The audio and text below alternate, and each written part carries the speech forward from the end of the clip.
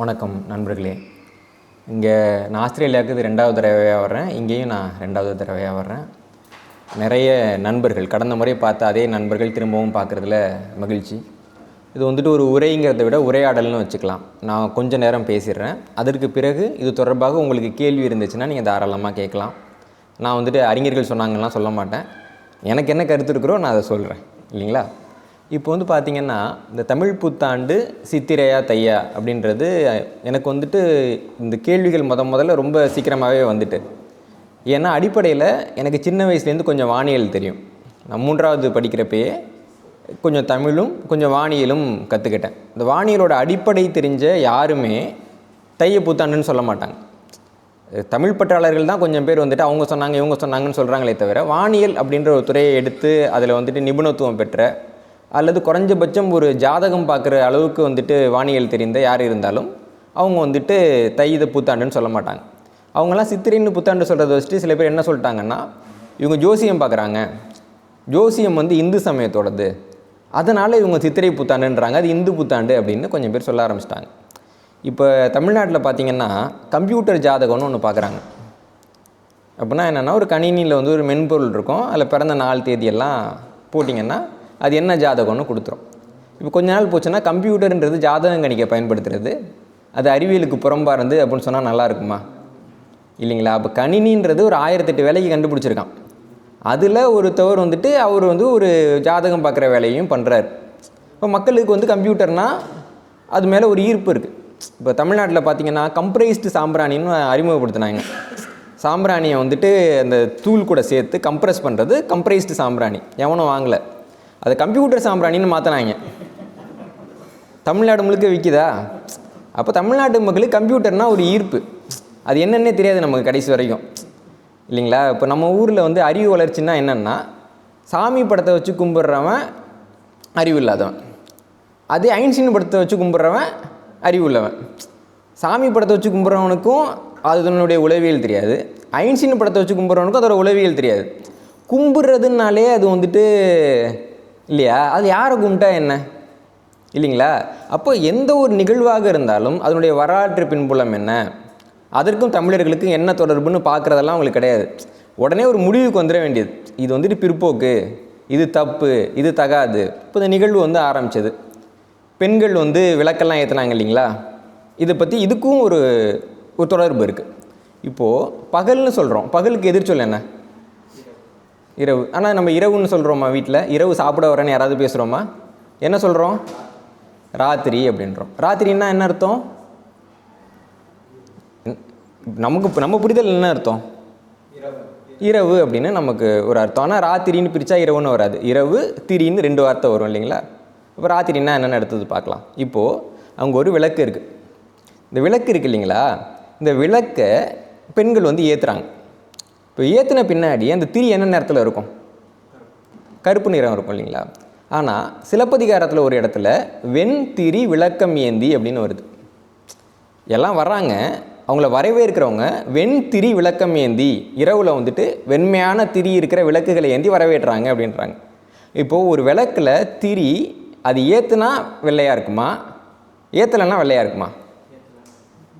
இப்போ வரவேற்கிறவங்க யாராவது ஏற்றப்படாத விளக்க வச்சுட்டு வரவேற்பாங்களா?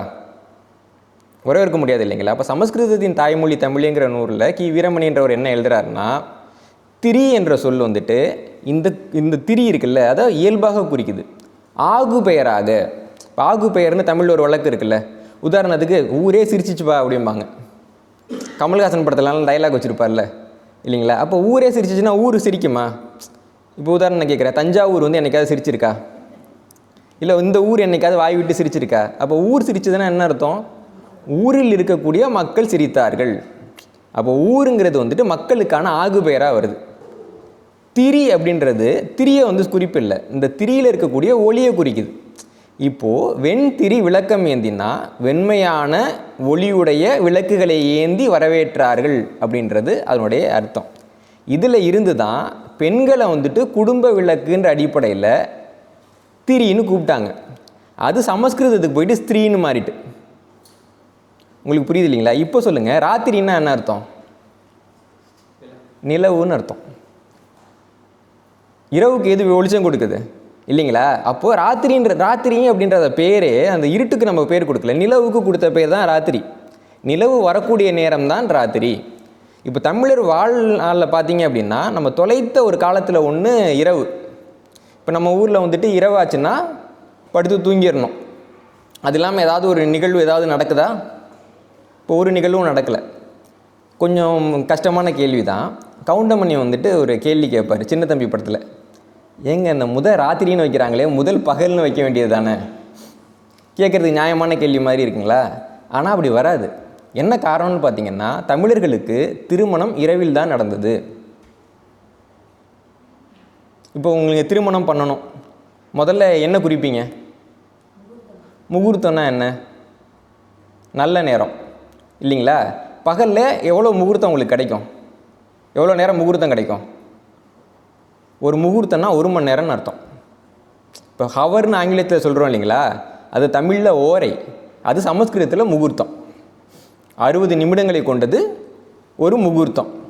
இப்போ பகலில் நமக்கு 1 மணி நேரம் தான் கிடைக்கும்.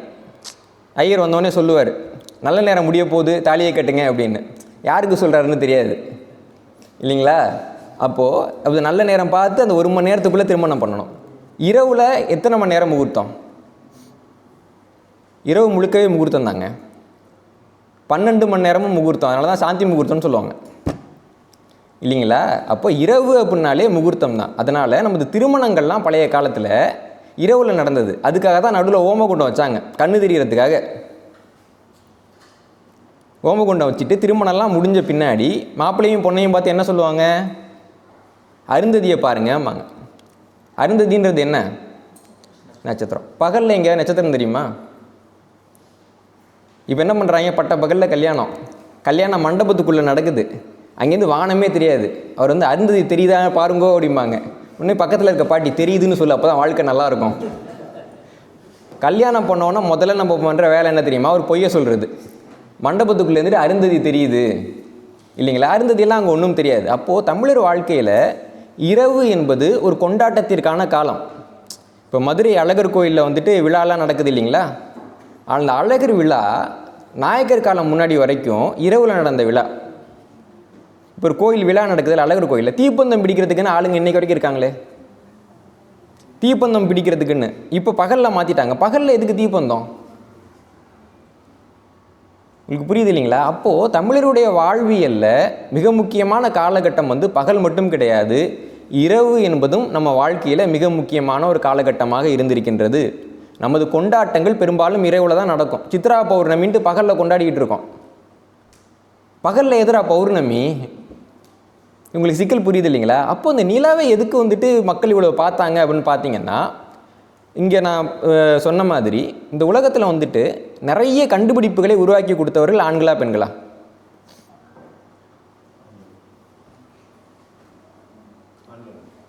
இது பேர் தான் வந்துட்டு ஆணாதிக்கவாதம் அப்படின்னு சொல்லுவாங்க. என்ன காரணம்னா, இப்போ வந்து நம்ம ஒரு கேள்வி கேட்போம். இப்போ வந்து ஒரு சின்ன குழந்தைய கூப்பிட்டு கற்காலத்தை படமாக வர அப்படின்னா அந்த குழந்தை எப்படி வரையும்? ஒரு ஆம்பளை நின்றுப்பார், ஒரு குண்டாந்தடி கையில் வச்சுப்பார், இலத்தலையை தொங்க போட்டிருப்பாருன்னு காமிப்போம். கிமு 3500 வரைக்கும் கூட உலகம் முழுக்க தாய் வழி சமூகம் தான் இருந்தது. தந்தை வழி சமூகம் அதுக்கு பின்னாடி தான் வருது. அதுக்கு முன்னாடி ஒரு குடும்பம் இருக்குன்னா குடும்பத்தோட தலைவர் பெண், ஒரு கடவுள் இருக்குன்னா கடவுள் பெண், ஒரு பூசாரி இருக்காங்கன்னா அந்த பூசாரி பெண், எல்லாரும் பெண்களாகத்தான் இருந்தார்கள். இதுக்கு மிக முக்கியமான காரணம் என்னென்னா, பெண்களுக்கு வந்துட்டு மாதவிலக்கு சுழற்சின்னு ஒன்று இருக்கும், அதே மாதிரி அந்த கருவுற்று இருக்கக்கூடிய காலம்னு ஒன்று இருக்கும். இப்போது நம்ம கிட்டக்க வந்து இந்த ஆஸ்திரேலியா மாதிரியான நாடுகளில் ஒரு 5 நாள் வேலை பார்த்துட்டு 2 நாள் சும்மாருன்னு சொன்னால் நம்ம என்ன நினைக்கிறோம்? நான் சும்மாருன்னு சொல்கிறாங்க, இப்போ சோம்பேறி ஆகிடுவோமே, இது எல்லோரும் நினைக்கிறது தான். ஆனால் சும்மா இருக்கிற நேரம் கிடையாது, அது கவனிக்கிற நேரம். எங்கள் ஊரில் ஒரு பழமொழி சொல்லுவாங்க, உழுத மாடு ஊருக்கு போன மாதிரின்னு. இந்த ஊரில் நல்லா உழுதுட்டு அதை வந்து வண்டியில் கூட்டுப்பாங்க, இன்னொரு ஊரில் உழுதுகிட்டு இருக்கோம். நமக்கு பழக்கமே அப்படி ஆகிட்டு, இங்கே வேலை அங்கே வேலை அங்கே வேலை அங்கே வேலை. எப்போ நம்ம கவனிக்க போகிறோம்?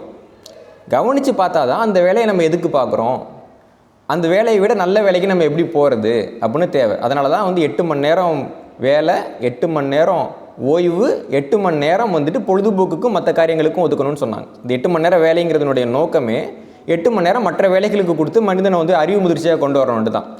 ஆனால் இப்போ நம்ம வந்துட்டு அதெல்லாம் பண்ணுறதில்ல. அப்போது வாழ்க்கையில் அந்த ஓய்வு காலம் அப்படின்றது, அந்த கவனிக்கிற காலங்கிறது ரொம்ப தேவை. ஆனால் ஆண்களுக்கு இயல்பாக அந்த கவனிக்கிற காலம்னு ஒன்று கிடையாது இல்லைங்களா? இப்போது ஒரு அறிவியல் ஆய்வு சொல்லுது, பெண்களுக்கு வந்து அறிவு முதிர்ச்சி 16 வயசில் கிடச்சிருது அப்படின்னு. ஆண்களுக்கு எத்தனை வயசுன்னு இன்னும் கண்டுபிடிக்க முடியல. நான் விளையாட்டுக்கு சொல்லலை, உண்மையிலேயே சொல்கிறேன். இதுதான் நிலைமை. ஒரு 40 வயசில் போயிட்டு டிவிக்கேன்னு கற்றுக்கிட்டு இருக்காங்க, பார்க்குறோம் இல்லைங்களா? ஸோ அதெல்லாம் இயல்பாக நடக்குதுன்னு வச்சுக்கோங்களேன். அதாவது ஆண்கள் ஏன் சீக்கிரம் இறந்து போகிறார்கள் அப்படின்னு ஒரு பெரிய ரிசர்ச் இருக்குது. ஏன்னா அந்த வீர செயல்கள்லாம் அவங்க வந்து மொதல் ஆளாக போய் பண்ணுவாங்க.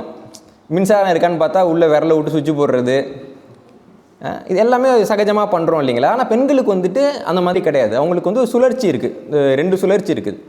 இதில் இந்த உலகத்தில் காலம்னு ஒன்று இருக்குதுன்னு முதல்ல கண்டுபிடித்தது பெண்கள். ஏன்னா அவங்களுக்கு இருக்கக்கூடிய அந்த மாதவிலக்கு சுழற்சியினுடைய நாட்களும் நிலாவினுடைய சுழற்சி நாட்களும் ஏறத்தாழ 28 நாள். அப்போ என்ன பண்ணுறாங்கன்னா, நிலவு இந்த நிலைமையில் இருந்தப்போ நமக்கு இந்த சுழற்சி தொடங்குச்சு, அப்போ அடுத்து அந்த நிலவு அங்கே வரப்போ நமக்கு சுழற்சி தொடங்கும் அப்படின்னு முதல்ல பெண்கள் தான் கண்டுபிடிக்கிறாங்க. நிலவை பார்த்து பெண்கள் கண்டுபிடித்து இந்த உலகுக்கு கொடுத்த ஒரு கொடை தான் காலம். பெண்கள் இல்லைன்னா காலம்னு ஒன்று கிடையாது. அப்போது இந்த பெண்கள் வந்துட்டு இந்த சமூகத்தில் முன்னிலை இருக்கிற வரைக்கும், இந்த பெண்வழி சமுதாயம் இருக்கிற வரைக்கும் காலம் அப்படின்னா அது நிலவு தான். நிலவு வச்சு தான் காலம் நம்ம பெரும்பாலும் கணிச்சிக்கிட்டே இருந்தோம். இதில் என்ன சிக்கல்னு பார்த்தீங்கன்னா, நிலவு வச்சு நம்ம காலம் கணிக்கிறப்போ ஒரு ஆண்டுக்கு 13 மாதம் வரும். 28 நாளாக இருக்கிற 13 மாதம் ஒரு ஆண்டுக்கு வரும். அது போகவும் சில நாட்கள் மிச்சம் இருக்கும். அப்போ அந்த நாள் மிச்சம் இருக்கப்போ என்ன ஆகுன்னா, 2 வருஷம் 3 வருஷம் 4 வருஷம் ஆகிறப்போ சரியாக அந்த ஆண்டு தொடங்கின அதே நாளில் அந்த ஆண்டு திருப்பி தொடங்காது. அந்த நாள் உங்களுக்கு குறைஞ்சிக்கிட்டே போகுது இல்லையா? இந்த குறையிற நாள்லாம் சேர்ந்து திடீர்னு பார்த்தா ஒரு மாதம் உங்களுக்கு காணாமல் போய்டும். இது ஒரு சிக்கல். இந்த சிக்கலை வந்துட்டு நிறைய பேர் எதிர்கொண்டு இருக்கிறாங்க. அப்புறம் ஒரு கணிதம் வச்சாங்க, குறிப்பு வச்சாங்க, என்னென்னமோ பண்ணி மாற்றி பார்க்குறாங்க. இப்போ இந்த பெண்களுடைய சமுதாயம் வந்துட்டு ஒரு முடிவுக்கு வர்றப்போ, கிமு 3500 காலகட்டத்தில் முடிவுக்கு வர்றப்போ ஆண்வழி சமுதாயம் வருது. இப்போ ஆண்வழி சமுதாயம் என்ன யோசிக்கிறாங்கன்னா, எதுக்கு நம்ம நிலாவை கட்டிக்கிட்டு அழுவணும்? பெண்களுக்கும் நிலாவுக்கும் தொடர்பு இருக்குது. அதனால் பெண்கள் வந்து நிலவை அடிப்படையாக வைத்து மட்டும்தான் காலம் கணிப்போம்னு சொன்னாங்க. இப்போ தைநீராடுதல்னு ஒரு விழா வச்சுருக்காங்கல்ல, தைநீராடுதலில் என்ன சிறப்புன்னு பார்த்தீங்கன்னா, தை மாதம் எல்லா குளங்களும் நிரம்பி இருக்கும். நிலவு வந்துட்டு பௌர்ணமியாக இருக்கிறப்போ தண்ணி அதிகமாக இருக்கப்போ அதனுடைய வீச்சு அதிகமாக இருக்கும். அப்போது பெண்கள் கொண்டாடின ஒரு விழா தான் வந்துட்டு தைநீராடுதல் அப்படிங்கிற விழா. அந்த விழா இருந்தது. அதுதான் மிக முக்கியமான விழாவாகவும் இருந்தது, பெண்களுக்கான ஒரு காலகட்டமாக இருந்தது. இப்போ அடுத்து ஆண்கள் மேலே வர்றப்போ என்ன யோசிக்கிறாங்கன்னா, ஆண்டுன்னா அது வந்துட்டு சூரியன் வச்சு தான் தீர்மானிக்கப்படுது. அதை எதுக்கு நம்ம வந்து நிலவை வச்சு பிரிக்கணும்னு முடிவு பண்ணி சூரியன் தான் ஆண்டின் அடிப்படைன்னு கொண்டு வர்றாங்க. ஆனாலும் சூரியனை அடிப்படையாக கொண்ட அந்த ஆண்டை நிலவை அடிப்படையாக கொண்ட மாதத்தை வச்சு பிரிக்கிறாங்க.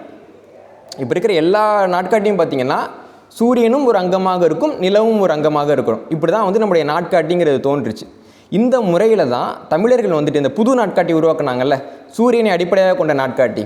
இந்த நாட்காட்டி வந்து முதலாக பயன்பாட்டுக்கு வந்த ஆண்டுன்றது கிமு 3102 ஆண்டு பிப்ரவரி மாதம் 18ஆம் தேதி, அதாவது சித்திரை 1 அன்றைக்கு இந்த நாட்காட்டி பயன்பாட்டுக்கு வந்தது. இந்த நாட்காட்டி பயன்பாட்டுக்கு வந்த அந்த ஆண்டுக்கு கலியாண்டு அப்படின்னு பேர். இப்போ நடந்துக்கிட்டு இருக்கிற இப்போ பிறந்த சித்திரையில் இப்போ நடந்துக்கிட்டு இருக்க கலியாண்டு வந்துட்டு 5127வது கலியாண்டு.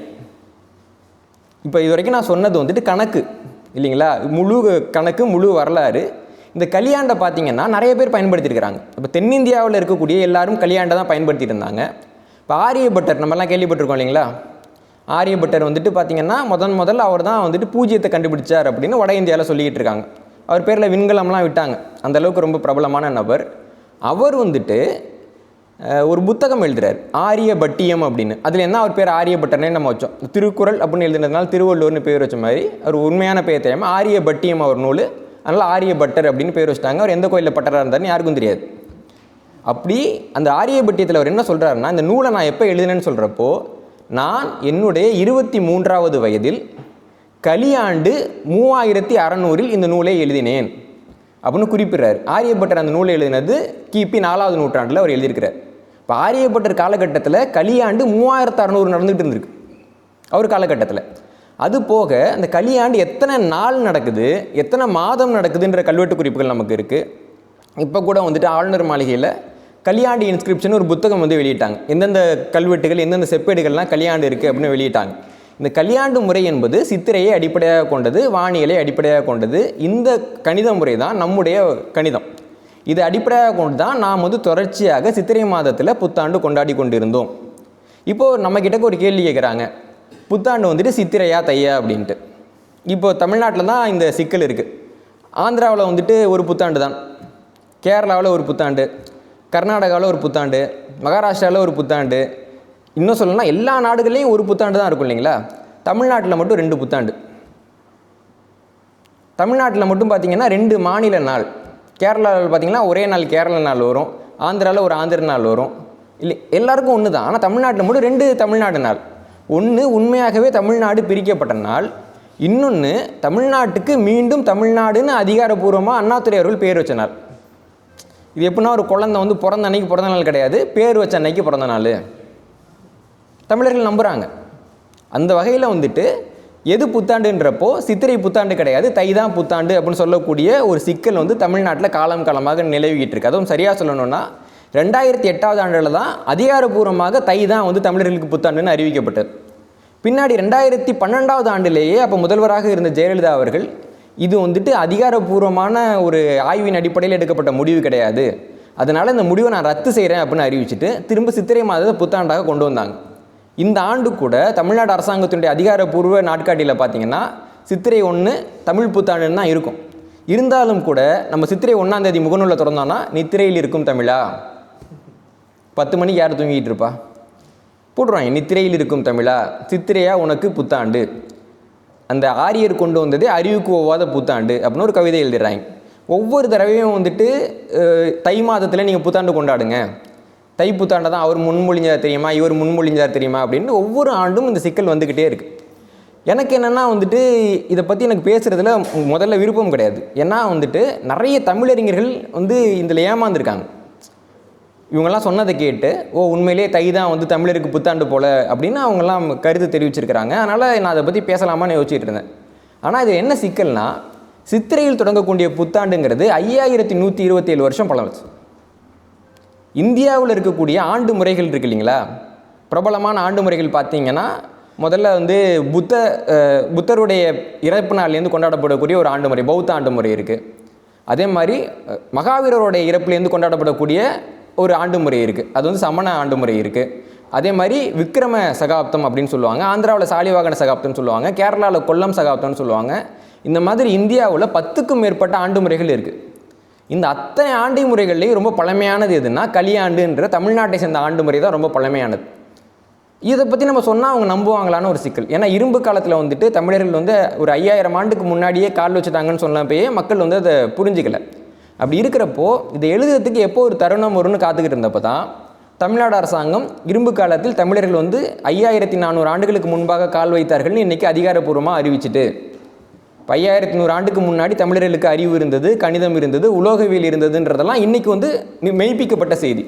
அப்போ இந்த செய்தி வந்துட்டு இது கூட இன்னொரு செய்தியை நம்ம கொண்டு போகணுன்ற அடிப்படையில் தான் கொஞ்சம் நேரம் எடுத்து இது 4 ஆண்டு கால ஆய்வு 2021 இருந்து இதை நான் பேசிக்கிட்டு இருக்கேன், எழுதிக்கிட்டு இருக்கேன். ஆனால் நூலாக கொடுக்கல, இதை நூலாக கொடுப்போமே அப்படின்னு சொல்லிட்டு இந்த நூல் வந்து எழுதப்பட்டிருக்கு. இந்த நூல் பேசக்கூடிய செய்தின்றது இன்றைக்கி நமக்கு கொஞ்சம் புதுசாக இருக்கும். எல்லா செய்தியுமே அப்படி தானே. ஒரு காலகட்டத்தில் வந்து பிக் பேங் தியரியை பேசினவங்க ஒரு சின்ன ஒரு கும்பலாக இருந்தாங்க, 10 பேர் உட்காந்து பேசிகிட்டு இருப்பாங்க, யாருமே அதை ஒத்துக்கலை. அது எப்படிங்க வந்து பிரபஞ்சம் வந்து வெடித்து தோன்றும், பிரபஞ்சம்ங்கிறது நிலையானது. இதே மாதிரி தான் நியூட்டன் சொல்லிட்டாரு, அதனால் பிரபஞ்சம் நிலையானது. ஒரு 200 வருஷம் இந்த மாதிரி சொல்லிகிட்டு இருந்தாங்க. ஆனால் பின்னாடி அறிவியல் பூர்வமாக வந்துட்டு அந்த ஸ்டெடி ஸ்டேட்டுங்கிற தியரி தப்புன்னு நிரூபிக்கப்பட்ட பின்னாடி இன்றைக்கி நம்ம எல்லாருமே பிக் பேங் தியரியை பற்றி பேசுகிறோம். இந்த பிரபஞ்சம் நிலை இல்லாததுன்னு நம்ம எல்லாருக்குமே தெரியும் இல்லைங்களா. அப்போ அதுபோல் நம்ம இதை தொடங்குறோம். இப்போ தமிழ் அப்படின்னு வந்துச்சுன்னா தமிழை வந்து சுருக்குறாங்க.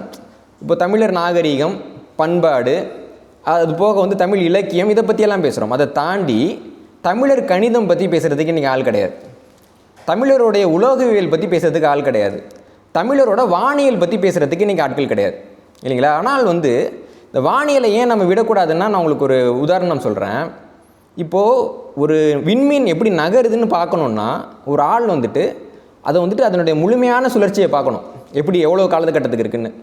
ஒருத்தர் வந்துட்டு இந்த வியாழன் கோளும் சனி கோளும் சந்திக்கிறத ஆய்வு பண்ணணுன்னா அவங்க வந்துட்டு 60 வருஷம் காத்திருக்கணும். ஒரு தடவை பார்த்துட்டு அடுத்த தடவை அதே நிகழ்வில் பார்க்குறதுக்கு 60 ஆண்டு காத்திருக்கணும். சில ஆய்வாளர்கள்லாம் பார்த்திங்கன்னா ஒரு வானியல் நிகழ்வை பார்க்குறதுக்காக ஒரு இடத்துக்கு போயிருப்பாங்க. அந்த வானியல் நிகழ்வு நடக்கலை. 8 வருஷம் காத்திருக்கிறாரு. முடிச்சுட்டு ஊருக்கு வந்தால் அவர் இறந்து போயிட்டாருன்னு சொல்லி ஒரு சொத்தெல்லாம் அடுத்தவங்களுக்கு கொடுத்துட்டாங்க. ஐரோப்பாவில் நடந்தது. ஆனால் 8 வருடம் ஒரு நிகழ்வுக்காக 8 வருடம், 10 வருடம், 15 வருடம், 60 வருடம் வரைக்கும் வானியலாளர்கள் காத்து கொண்டிருந்தார்கள். இப்படியாக இந்த காத்து கொண்டிருந்த வானியலாளர்கள் இருக்காங்கல்ல, மிக குறைந்தபட்சம் 600 தலைமுறையாக செய்த ஆய்வுகள் மூலமாகத்தான் நமக்கு இந்த புத்தாண்டு வானியலுங்கிற கணிதம்லாம் கிடச்சிச்சு. அப்போ ஒரு நபர் 2 நபர் செஞ்ச உழைப்பு கிடையாது. கோடிக்கணக்கான தமிழர்கள் 5000 ஆண்டுகளுக்கு மேலாக மேற்கொண்ட இடையறாத ஆய்வுகளின் விளைவாக நமக்கு கிடைத்த ஒரு ஆண்டு முறை தான் இன்றைக்கி இருக்கக்கூடிய சித்திரை புத்தாண்டுன்ற அந்த ஆண்டு முறை. இந்த ஆண்டு முறையை நம்ம கிட்டக்க இருந்து தான் மற்ற எல்லாருமே கற்றுக்கிட்டாங்க. இந்த ஆண்டு முறையில் இருந்து தான் கேரளாவுடைய ஆண்டு முறை வந்தது, கர்நாடகாவோடது வந்துச்சு, ஆந்திராவோடது வந்துச்சு, மகாராஷ்டிராவோடது வந்துச்சு, எல்லாரோட ஆண்டு முறை. இன்னும் சொல்லப்போனால் தைவானில், தாய்லாந்தில், மியான்மரில் எல்லா இடத்துலையும் வந்து இன்றைக்கி சித்திரையை அடிப்படையாக கொண்ட ஒரு ஆண்டு முறையை அவங்க பின்பற்றுறாங்க. இங்கெல்லாம் புத்தாண்டு தொடர்பான நிகழ்ச்சிகள்லாம் சரியாக சித்திரையில் பிறக்குது. இவர்கள் எல்லாருக்கும் புத்தாண்டை கொடுத்த நாம் தையில் போய் புத்தாண்டு கொண்டாடிட்டு இருக்கோம். உங்களுக்கு சிக்கல் புரியுது இல்லைங்களா? இன்னொன்று என்னென்னா, இப்போ இந்த சித்திரை புத்தாண்டு நம்மளோடது இல்லை, ஆரியரோடதுன்னு சொல்லிடலாம். இவங்க சொல்கிற மாதிரியே சொல்லிடலாம்னு வச்சுப்போம். ஆரியர்கள் எப்போ ஸ்டெப்பி புல்வெளியிலேருந்து புறப்பட்டாங்க? சுமார் கிமு 2800 புறப்பட்டாங்க. இங்கே வந்தது எப்போ? சுமார் கிமு 2100 வந்தாங்க. இதான் சொல்கிறாங்க. இந்த கலியாண்டு எப்போ தொடங்குது? கிமு 3100. இப்போ ஆரியர்கள் ரொம்ப காலமாக நாங்கள் தான் அந்த மண்ணோட மக்கள்னு சொல்கிறதுக்கு சான்று தேடிட்டு இருக்காங்க. இப்போ நம்ம என்ன பண்ணுறோன்னா, ஒரு பெரிய வெத்தலையில் பூ பழம் பாக்கெல்லாம் வச்சு கூட வந்து ஆண்டு முறையும் வச்சு, இது உங்கள் ஆண்டு முறைன்னு சொல்லுங்கள், நீங்கள் தான் வந்துட்டு இங்கே பூர்வகுடி மக்கள்னு நிரூபணம் ஆகிடுன்னு அவங்க கையிலே கொடுக்குறோம் இல்லைங்களா? அப்போ இதுவும் வந்துட்டு தமிழினத்துக்கு எதிரான ஒரு செயல்பாடாகத்தான் போய் முடியும். இந்த சித்திரை புத்தாண்டினுடைய கணிதம் வந்து நீங்கள் கேட்டிங்கன்னா மலைச்சு போயிடுவீங்க. கணிதம்ன்றது ஒரு சாதாரணமான கணிதம் கிடையாது. இப்போ ஆரம்பத்தில் நம்ம நிலவை பார்த்து நம்ம வானத்தை புரிஞ்சுக்கிறோம்ல. இப்போ நிலவை வந்துட்டு நீங்கள் கவனித்து பார்க்கணுமா என்ன? ஒரு நாள் அமாவாசை வெளில போனீங்கன்னா இருட்டாக இருக்கும், ஒரு நாள் பௌர்ணமி நல்லா வெளிச்சமாக இருக்கும். இன்னும் சொல்லணும்னா கடற்கரையோர மக்கள் வந்துட்டு நிலாவை பார்க்கவே வேணாம், கடலை பார்த்தா அன்றைக்கி என்னென்னு தெரிஞ்சிடும். இப்போ இயற்கைன்னு ஒரு படம் வந்து ஜனநாதன் எடுத்தார். அவர் பேட்டி கொடுக்குறப்ப சொல்கிறாரு, பேட்டி கொடுக்குறப்ப கூட இருக்க அசிஸ்டன்ட் டைரக்டர் என்ன கேட்பானா, தம்பி இன்றைக்கி வந்துட்டு என்ன திதின்னு சொல்லுப்பா அப்படின்னு கேட்பாராம். அவர் வந்துட்டு பகுத்தறிவாளர், அந்த கூட்டத்தை சேர்ந்தவர். திதின்னு கேட்குறத பார்த்துட்டு என்ன ஒரு ஜோசியெல்லாம் பார்க்க ஆரம்பிச்சிட்டாரா அப்படின்னு எல்லாருக்கும் சந்தேகம். அவர் சொல்கிறார், திதின்னா ஒன்றும் கிடையாதுங்க, அமாவாசை இருக்கு இல்லைங்களா, அதுக்கப்புறம் ஆரம்பித்து முதல் நாள், 2ஆம் நாள், 3ஆவது நாள்னு போய் பௌர்ணமி வரைக்கும் இருக்கக்கூடிய காலகட்டம் இருக்குல்ல, அது வளர்பிறை திதி. அதுக்கு பின்னாடி பௌர்ணமியிலேருந்து திருப்பி அமாவாசைக்கு அந்த நிலா தேஞ்சிக்கிட்டே வரும் இல்லைங்களா, அது தேய்பிறை திதி. இதில் அந்த வளர்பிறையில் ஒவ்வொரு நாளும் அந்த அலையினுடைய வேகம் அதிகரிச்சுக்கிட்டே போய் பௌர்ணமி அன்னைக்கு உச்சிக்கு வந்துடும். பௌர்ணமியிலேருந்து குறைஞ்சிக்கிட்டே வந்து அமாவாசைக்கு ஒன்றும் இல்லாமல் போயிடும். இப்போ இவர் வந்து திரைப்படம் எடுக்கிறப்ப கடலை பற்றி எடுக்கிறாருல்ல, அப்போ கடலில் அலை அன்றைக்கி இருக்குமா இல்லையான்னு தெரிஞ்சுக்கணுன்னா அன்றைக்கி என்ன திதின்னு அவர் கேட்டு தான் ஆகணும். உங்களுக்கு சிக்கல் புரியுது இல்லைங்களா? அப்போ நிலவை பொறுத்த வரைக்கும் நிலவை யாரும் ரொம்ப உன்னிப்பாக கவனிக்கணும்னு அவசியமே கிடையாது. அமாவாசை முதல் பிறை, 2வது பிறை கண்ணுக்கு தெரியாது. 3ஆம் பிறைன்னு படம் எடுத்தாங்கல்ல, 2ஆம் பிறைன்னு ஏன் எடுக்கல? 2ஆம் பிறை நம்ம கண்ணுக்கு தெரியாது, 3ஆம் பிறையிலேருந்து தான் நம்ம கண்ணுக்கு தெரியும். நல்லா சிவன் பார்த்தீங்கன்னா அவர் 3ஆம் பிறையை சூடியிருப்பாரும்பாங்க. இஸ்லாமிய நாட்காட்டி பார்த்தீங்கன்னா பிறையை வச்சு தான் இயங்கும். சொல்கிறாங்கல்ல, பிறை தெரிஞ்சிருச்சா பிரியாணி கிடைக்குமான்னு கேட்குறோம்ல. ஏன்னா இஸ்லாமிய நாட்காட்டி எப்படி இயங்குதுன்னா, அவங்களுடைய முதல் நாள் வந்து 3ஆவது பிறை தான் அவங்களோட முதல் நாள். அவங்க என்ன சொல்கிறாங்கன்னா, அமாவாசையை வந்து முதல் நாள்னு சொல்லலாம், அல்லது அமாவாசைக்கு அடுத்த நாளாக சொல்லலாம். ஆனால் அது அமாவாசைக்கு அடுத்த நாளான்னு எனக்கு எப்படி தெரியும்? 3ஆம் பிறையில் பிறையை பார்த்தோன்னா தான் நான் மாதம் பிறந்ததுன்னு நம்புவேன். இது இஸ்லாமிய நாட்காட்டி, இதுவும் ஒரு நிலவு நாட்காட்டி தான் அப்படின்னு சொல்கிறாங்க. அப்போ அது ஒரு நாட்காட்டி முறை இருக்குது. அப்படி இந்த நிலவை வந்து நம்ம கவனிக்காமலே நம்ம கண்ணுக்கு தெரியும். இப்போ நிலவு இல்லாமல் சூரியனை வச்சு நீங்கள் நாட்காட்டியை உருவாக்கணும். எப்படி உருவாக்குவீங்க? சூரியனை அண்ணாந்து வைப்பீங்களா? சூரியனை நம்மளால் பார்க்க முடியுமா? பார்க்க முடியாது. சரி, அதுக்கு இன்னொரு வழி இருக்குது. கிரகணத்தப்போ சூரியனை பார்க்கலாம். கிரகணத்தப்போ வானம் நமக்கு நல்லா தெரியும்ல. சார் ஆல்பர்ட் ஐன்ஸ்டீன் வந்துட்டு அவருடைய ஆரம்ப கால ஆய்வுகளில் மிக முக்கியமான ஆய்வு என்ன சொல்லுதுன்னா, கிரகணத்தின் போது வானத்தில் தெரியக்கூடிய விண்மீன்கள் எல்லாம் போலியானவை அப்படின்றவர். என்ன காரணம்னு பார்த்தீங்கன்னா, ஒளி வந்துட்டு வளையும். ஒளி நேராக மட்டுமே வராது, ஒளிக்கு வளையக்கூடிய தன்மை இருக்குது, பெண்டாகும் ஒளி. இப்போது கிரகணத்தப்போ என்ன ஆகுதுன்னா எல்லா ஒளியும் பெண்ட் ஆகுது. அதனால் அந்த நட்சத்திரம் உண்மையில் இங்கே இருக்குன்னா அந்த நட்சத்திரத்தோட ஒளி உங்களுக்கு இங்கே தெரியும். ஒரு முப்பட்டகத்தில் வச்சு இந்த ஒளி விலகல்னு சொல்லுவாங்க இல்லைங்களா, அது தெரியும் அப்படின்றார். அப்போது சூரியன் இருக்கக்கூடிய நேரத்தில் வானம் எப்படி இருக்கும்னு நீங்கள் கிரகணத்துலேயும் பார்க்க முடியாது. உங்களுக்கு சூரியனை அடிப்படையாக கூட நாட்காட்டியை கணிக்கிறதுக்கு எது தெரியுமா நேரம்? இரவு தான் நேரம். சூரியன் போன பின்னாடி வானத்தில் சூரியன் இருந்தப்போ என்னென்ன நட்சத்திரங்கள் இருக்குன்னு நீங்கள் பார்க்கணும். பார்த்துட்டு அதை வச்சு பூமி சூரியனை சுற்றுற பாதையில் எங்கே இருக்குது அப்படின்னு நம்ம கணக்கு போடணும். இப்போ கிரிக்கெட்னு ஒரு விளையாட்டு இருக்குது. ஒரு மனுஷன் ஒரு பந்து அடிக்கிறான், அது 4-ஆ 6-ஆன்றதை எது முடிவு பண்ணுது? பவுண்ட்ரி. இப்போ சூரியனை வந்துட்டு பூமி சுற்றுது இல்லைங்களா, சுற்றுறப்போ அந்த சுற்று பாதையில் பூமி எங்கே இருக்குதுன்றதை எப்படி நம்ம கண்டுபிடிக்கிறது? ஒரு பவுண்ட்ரி வேணும்ல. வானத்தில் எப்படி நீங்கள் பவுண்டரியை கண்டுபிடிப்பீங்க? வானத்தில் இருக்கிற நட்சத்திரத்தெல்லாம் நீங்கள் வந்துட்டு ஒரு வினாடிக்கு ஒன்றுன்னு எண்ண ஆரம்பித்தா 6 வருஷம் அவங்க எண்ணி முடிக்கிறதுக்கு. அவ்வளோ நட்சத்திரம் வானத்தில் இருக்குது. இன்னும் சில நட்சத்திரத்தோட ஒளி பூமிக்கு வந்து சேரலைன்றாங்க. அவ்வளோ தூரத்தில் அது இருக்குது. அப்படி இருக்கிறப்போ நட்சத்திரத்தெல்லாம் நம்ம எண்ணி முடிக்க முடியுமா? முடியாது. அப்போ மனிதர்கள் என்ன பண்ணுறாங்கன்னா ஒரு கற்பனையான தோற்றத்தை உருவாக்குறாங்க.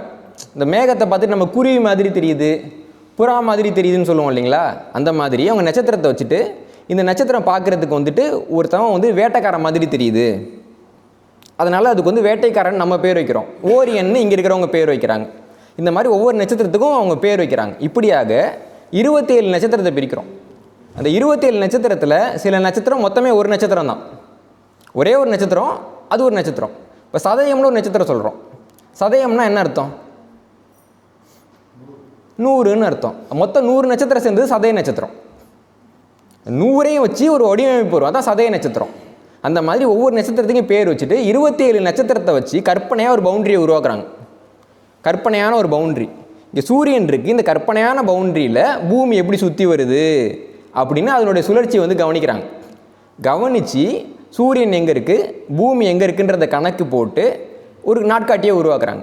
இப்போ இந்த 27 நட்சத்திரம் இருக்குது இல்லைங்களா, அந்த 27 வச்சு ஆண்டு கணிக்க முடியாது. ஏன்னா நீங்கள் ஆண்டு வந்து மாதத்தை பிரிக்கிறதுக்கு நிலாவை வச்சு பிரிக்கிறீங்க. நிலாவில் பார்த்தீங்கன்னா ஒரு 12 பௌர்ணமி கண்டிப்பாக வந்துடும். 13வது பௌர்ணமி வரும் வராமல் போகும். ப்ளூ மூன்னா என்ன அர்த்தம்? ஆங்கிலத்தில் ஒன்ஸ் இன் ஏ ப்ளூ மூன்னு சொல்கிறாங்கல்ல, ப்ளூ மூன்னா என்ன அர்த்தம்? ப்ளூ மூன்னா ஒரே மாதத்தில் 2வதாக ஒரு பௌர்ணமி வருது. வழக்கமாக வராது, எப்போயாவது ஒரு தடவை வரும். அப்போ எப்போயாவது ஒரு விஷயம் நடக்கிறப்ப என்ன சொல்லுவாங்கன்னா once in A blue Moon, எப்போயாவது நடக்கும் அப்படின்னு சொல்லுவாங்க இல்லைங்களா. அப்போ பொதுவாக வந்துட்டு ஒரு மாதத்துக்கு ஒரு பௌர்ணமி வந்துடும். அப்போ இவங்க பிரிக்கணும்னா 12ஆக தான் பிரிக்க முடியும். 27 நட்சத்திரத்தை வச்சு ஒரு பவுண்டரி போட்டிருக்கோம். இப்போ நம்ம 12ஆக பிரிக்கணும். எப்படி பிரிக்கிறதுன்றப்போ 12 ராசியாக பிரிக்கிறாங்க. 12 ராசியாக பிரித்து ஒரு ராசிக்கு 2.25 நட்சத்திரம். இந்த 4 நட்சத்திரம் இருக்குது இல்லைங்களா, அதை பிரிக்கணுன்றப்போ அந்த நட்சத்திரத்தை வந்துட்டு முதல் பாதம், 2வது பாதம், 3வது பாதம், 4வது பாதம்னு பிரிப்பாங்க. இப்போ ஜாதகம் சொல்கிறப்ப முதல் பாதமா 2வது பாதமா இந்த ராசியான்னு கேட்பாங்கல்ல, அப்படி தான் பிரித்தாங்க. அப்போ அதை வச்சு பிரிக்கிறப்போ முதலாவது ராசியாக எதை வைக்குதுன்னு குழப்பம் வருது. அப்போ இந்த சுழற்சி இருக்குது இல்லைங்களா, இந்த சூரியனை சுற்றக்கூடிய பூமியோட சுழற்சி, அந்த சுழற்சியில் வந்துட்டு யுகம் அப்படின்னு ஒரு கான்செப்ட் இருக்குது. இப்போ சொல்கிறோம் இல்லைங்களா, இப்போ எல்லாத்துக்கும் யுகன்றானுங்க. இப்போ அதுக்கெல்லாம் ஒரு யுகம் ஆகுங்க, கலியுகம்லாம் பேர்லாம் சொல்கிறோம் இல்லைங்களா. அது யுகம்னா என்ன? யுகம்ன்றது ஒரு குறிப்பிட்ட காலகட்டம். யுகத்தில் 2 வகை இருக்குது. ஒன்று என்னென்னா ஒரு நபரால் இருக்கக்கூடிய யுகம். இப்போ வந்துட்டு புத்தர் இருந்தார், மக்களுக்கெல்லாம் ரொம்ப அவர் பிடிச்சிச்சு. திடீர்னு ஒரு நாள் புத்தர் செத்து போயிட்டார். இப்போ மக்கள் அவங்களை எப்படி ஆசுவாசப்படுத்திப்பாங்க? புத்தர் வந்து இறந்து போனாலும் நம்ம கூட தான் வாழ்கிறாரு, நம்ம பண்ணுறது இல்லையா. வீட்டில் வந்து ஒரு மூத்தவங்க தவறிடுறாங்க, போயிட்டு என்ன பண்ணுறோம், அவங்களுக்கு வந்து துக்கம் அனுப்பிச்சிட்டு ஒரு புகைப்படம் வச்சு கும்பிட்டுட்டு அவங்க தெய்வமாக இருக்கிறாங்கன்னு சொல்லிட்டு. அவங்க முன்னாடியெல்லாம் பார்த்திங்கன்னா தாத்தாவோட பேரை பேரனுக்கு வைப்பாங்க. அதனால தான் அவன் பேர் பேரன். பெயரன் அப்படின்னா பெயரை உடையவன்னு அர்த்தம். ஒருத்தவனு அவங்க அப்பாவோட பேரை இன்னொருத்தனுக்கு வச்சான்னா அவன் பேர் பெயரன். பொதுவாக வீட்டில் மூத்த பிள்ளைய வந்து அப்பா திட்ட மாட்டாங்க, ஏன்னா அது அவங்க அப்பாவோட பேர். எப்படி பையனை திட்டுறதுன்னு சொல்லிட்டு கொஞ்சம் செல்லம் கொடுப்பாங்கல்ல. பொதுவாக மூத்த பையனுங்களுக்கு வந்து நிறைய அங்கீகாரம் கிடச்சிது, அதுக்கெல்லாம் காரணம் அவங்க அப்பாவோட பேரை அவங்களுக்கு வைப்பாங்க. அதே மாதிரி பெயர்த்தி பாட்டியோட பேர் அவங்களுக்கு இருக்கும். இன்னமும் நீங்கள் வந்து செட்டியார் குடும்பங்களில் பார்த்தீங்கன்னா அந்த வழக்கத்தை பார்க்கலாம். அருசோ அருசோ அருசோ சோமசுந்தரன்ட்டு வரும் பேர் பார்க்குறீங்களே. ஏன்னா அந்த பேரை திருப்பி திருப்பி அவங்க வச்சுக்கிட்டே இருப்பாங்க. இது வந்து ஒரு சுழற்சி இருக்கும். அந்த மாதிரி இவங்க வந்துட்டு ஒரு சுழற்சியை வந்து வானியலில் கண்டுபிடிக்கிறாங்க. கண்டுபிடிச்சி அந்த யுகம்னு பார்த்திங்கன்னா இது ஒரு வகையான யுகம். ஒரு நபர் இல்லாத காலகட்டத்தில் அவர் பேரால் ஒரு யுகத்தை ஆரம்பிக்கிறது. புத்தருக்கு பின்னாடி காலகட்டம், மகாவீரருக்கு பின்னாடி காலகட்டம்னு. இன்னொன்று வானியல் ரீதியாக இருக்கிற யுகம். வானியல் ரீதியாக இருக்கிற யுகத்தை பற்றி புரிய வைக்கிறது கொஞ்சம் கடினம், இருந்தாலும் நான் முயற்சி பண்ணுறேன். மிலுட்டின் மிலங்கோவிச்னு ஒருத்தர், செர்பியா நாட்டை சேர்ந்த ஆய்வாளர். அவர் வந்துட்டு ஒரு விஷயம் பூமியை பற்றி சொல்லியிருக்கிறார். பூமி வந்து நேராக சுற்றுதா இல்லை சாஞ்சி சுற்றுதா? சாய்மானமாக சுற்றுது. இந்த சாய்மானம்ங்கிறது நிலையான சாய்மானமா இல்லை மாறக்கூடிய சாய்மானமா? மாறக்கூடிய சாய்மானம். ஏன் இந்த மாறக்கூடிய சாய்மானம் இருக்குன்னா, நீங்கள் வந்து பம்பரத்தை எடுக்கிறீங்க, கயிறை வச்சு சுற்றி விடுறீங்கன்னு வச்சுக்கோங்களேன். பூமியில் இருக்கிற கீழ்ப்பக்கம் இருக்கு இல்லைங்களா, அது நிலையாக சுற்றுது. தலைப்பகுதி இருக்கிற நிலை இல்லாமல் சுற்றும். பம்பரம் இப்படி சுற்றுதுன்னா தலைப்பகுதி இப்படி சுற்றும். எதிராக வந்துட்டு அந்த எதிர்கடிகார சுற்றில் அந்த தலைப்பகுதி ஒரு வட்டத்தை உருவாக்கும். அதே மாதிரி பூமி சுற்றுறப்பையும் பூமியினுடைய தலைப்பகுதி பூமி சுற்றக்கூடிய திசைக்கு எதிராக ஒரு சுற்றை உருவாக்குது. ஆனால் அந்த சுற்றை நம்ம கவனிக்க முடியாத அளவுக்கு அந்த சுற்று வந்து ரொம்ப ரொம்ப மெதுவான ஒரு சுற்று. இப்போ பூமி வந்து 12 ராசி ஒரு வருஷத்தில் வருதுன்னு வச்சுக்கோங்களேன். இந்த பூமியினுடைய தலைப்பகுதி இருக்குல்ல, அது 12 ராசியை ஒரு தடவை சுற்றி முடிக்கிறதுக்கு 26,000 வருஷம் வரைக்கும் ஆகும். அதை 12ஆல் பிரிச்சிங்கன்னா உயரத்தில் வந்து ஒரு ராசியை பூமியினுடைய தலைப்பகுதி சுற்றி வர்றதுக்கு ஒரு 2400 ஆண்டு வரைக்கும் ஆகும். அந்த 2100 ஆண்டுக்கு அந்த ராசி தான் முதலாவது ராசியாக இருக்கும். இப்போ வந்துட்டு பார்த்தீங்கன்னா ஒரு காலகட்டத்தில் இடபயுகம் அல்லது ரிஷபயுகம்ன்ற ஒரு காலகட்டம் நடந்துச்சு. அதுக்கு பின்னாடி பார்த்திங்கன்னா இப்போ இருக்கக்கூடிய இந்த மேல யுகம் அல்லது மேஷ யுகம்ங்கிறது நடந்துக்கிட்டு இருக்குது. இப்போ அந்த யுகம் முடிய போகுது. இது முடிஞ்சோன்னா பார்த்திங்கன்னா அந்த மீன யுகம்ன்றது ஒன்று இருக்கும். இப்போ சில கணக்கில் என்ன சொல்கிறாங்கன்னா மீன யுகம் பிறந்துட்டுன்றாங்க, சில இதில் பிறக்க போகுதுன்றாங்க. அதில் ஒரு சர்ச்சை இருக்குது. இப்படி தான் காலம் பின்னோக்கி நகரும். ஏன்னு பார்த்தீங்கன்னா இந்த சுழற்று வந்து எதிர் திசையில் சுழற்றுது இல்லை, அதனால் இந்த சுழற்சியோட வேகத்தை நம்ம புரிஞ்சுக்கிறதுக்கு ஒரு சின்ன உதாரணம் சொல்கிறேன். ஒரு வட்டம் இருக்குல்ல, அது நம்ம வந்து எத்தனை டிகிரியாக பிரிப்போம்? 360 டிகிரியாக பிரிப்போம். இப்போ இந்த தலைப்பகுதி சுற்றக்கூடிய சுற்று இருக்கு இல்லைங்களா, அதையும் அப்படி பிரிக்கிறோன்னா அது ஒவ்வொரு பாகையும் வர்றதுக்கு 72 வருஷம் ஆகும். இப்போ இந்த 72 வருஷத்தில் அது வந்து ஒரு பாகை வருதுன்னு வச்சுக்கோங்களேன். என்ன நடக்கும்னா, இப்போ இந்த வருஷம் நமக்கு வந்துட்டு ஏப்ரல் 14ஆம் தேதி சித்திரை 1 வருதுன்னா 72 வருஷம் கழித்து அது ஒரு நாள் பின்னாடி போகும். மார்ச் மாத இறுதியில் வரும். இதுதான் இருக்கிற சிக்கல். இப்போ இதை எப்படின்னா பழைய மக்கள் என்ன பண்ணாங்கன்னா, அயனாம்சம்னு ஒன்று கேள்விப்பட்டிருக்கீங்களா? வீட்டில் வந்துட்டு பஞ்சாங்கம்னு கேள்விப்பட்டிருக்கீங்களா? பஞ்சாங்கத்தில் 2 பஞ்சாங்கம் சொல்லுவாங்க. இப்போ திருநள்ளாறு கோயிலில் வந்துட்டு சனி பெயர்ச்சி, சுத்தவாங்கிய பஞ்சாங்கத்தின்படி இன்றைக்கி சனி பெயர்ச்சி, திருக்கணித வச்ச பஞ்சாங்கத்தின்படி இன்றைக்கி சனி பெயர்ச்சிம்பானுங்க. அதனால் சுத்த வாக்கியம், அதனால் திருக்கணிதம். சுத்த வாக்கியம்னா முன்னோர்கள் சொன்ன ஒரு பஞ்சாங்கம். அது இப்போ இருக்கிறவங்க யாரும் பெருசாக மாற்ற மாட்டாங்க. திருக்கணிதம்னா கணிதம். இந்த 72 வருஷத்துக்கு ஒரு தடவை இல்லை 80 வருஷத்துக்கு ஒரு தடவை ஒரு நாள் கூட போதேன்னு பார்த்து சரி பண்ணுறாங்க இல்லைங்களா? அப்படி சரி பண்ணக்கூடிய பஞ்சாங்கம் வந்து கணித பஞ்சாங்கம். இல்லை 2 வகை இருக்குது. இதை எப்படி சரி பண்ணுவாங்கன்னா, அயனாம்சங்கிற ஒரு விஷயத்தை வச்சு சரி பண்ணுவாங்க. இதில் எல்லாமே நான் சொல்கிறது எல்லாமே கூகுள்லேயும் இருக்கும், எல்லாத்தையும் பார்த்தீங்கன்னாலும் சொல்லுவாங்க.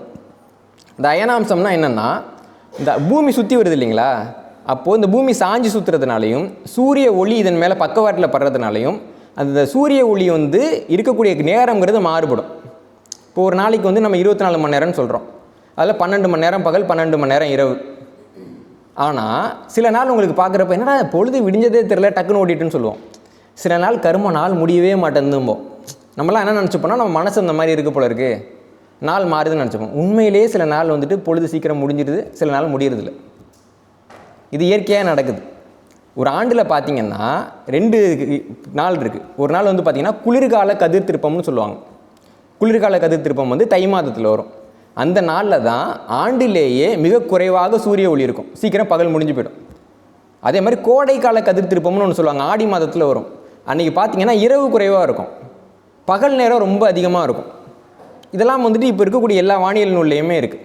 இப்போ அதே மாதிரி இன்னும் 2 நாள் வந்துட்டு ஒரு ஆண்டில் இருக்குது. அந்த 2 நாளில் மட்டும்தான், இந்த 365 நாளில் 2 நாளில் மட்டும்தான் பகல் நேரம் 12 மணி நேரம், இரவு நேரம் 12 மணி நேரம் சரியாக இருக்கும்.